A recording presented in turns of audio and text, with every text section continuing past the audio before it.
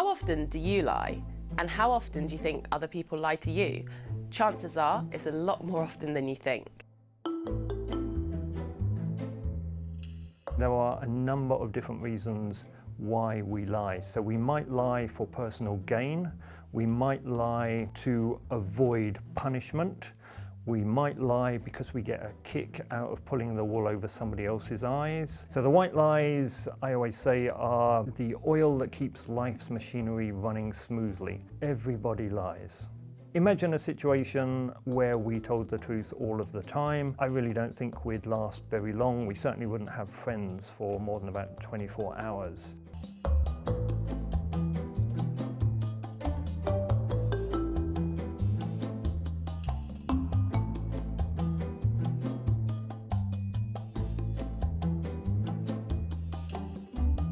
People lie to get rewards and avoid harm. So for example, in order to get a good job, you might think, I would lie on my CV. You might lie to gain more money. People also lie often because they want others to see them more favorably. In order to get a better date, you might think, I would lie on a dating app.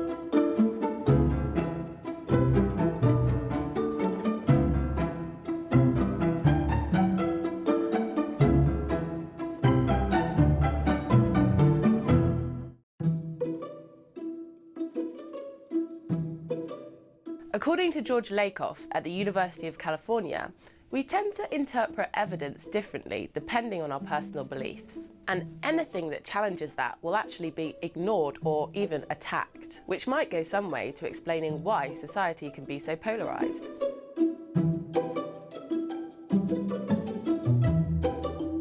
Research suggests that when we're married, about 1 in 10 of our interactions is a form of deception. But when we're in the early stages of getting to know a person or dating them, it can be as high as almost half the things that we tell the other person could be deceptive in some kind of way. The most common type of lies that we tend to tell are the white lies, the protective lies. So imagine your partner is a budding Picasso. They come home from art class one night and they show you their latest painting that they're very proud of. You take a look at it and go, And they say, oh, what do you think of my painting? We would typically go, oh yes, I quite like that. We wouldn't necessarily tell the outright truth that we wouldn't have that on the wall if you paid us to.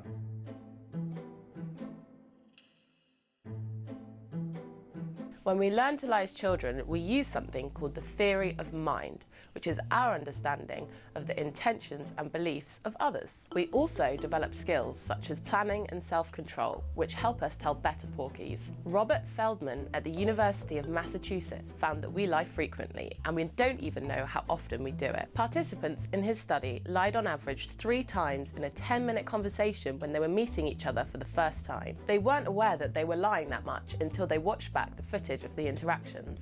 We like to think of ourselves as very honest, truthful, trustworthy people.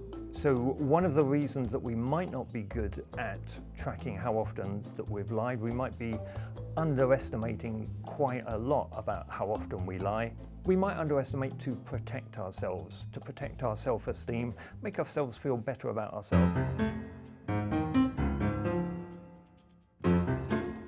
You might think it's okay to lie in certain social situations. I mean, what's wrong with telling someone that they look good today? But are little acts of dishonesty as harmless as they seem? Is lying about small things the start of a slippery slope? There are many famous examples by which people started with small lies that seem to have expanded into bigger and bigger lies. Bernie Madoff is one example with his Ponzi scheme. He himself says that he started with small lies, but over time it became a really big snowball that expanded. So when someone lies, they often feel bad about it because we think lies are immoral. And so if we lie, we feel bad. But the thing is that when we have an emotion, and then we encounter the same stimulus again that triggered that emotion, the amount of emotion that we feel is reduced. If we allow people to get away with small lies, it is possible that over time they will be more likely to be more and more dishonest and actually commit bigger crimes. This has some implication for education, for example, trying to stop kids even when they tell little lies, but also for law enforcement. If we stopped small acts of dishonesty, that could potentially over time make it less likely that people will commit large acts of dishonesty. Thanks for watching. Don't forget to subscribe and click the bell to receive notifications for new videos. See you again soon.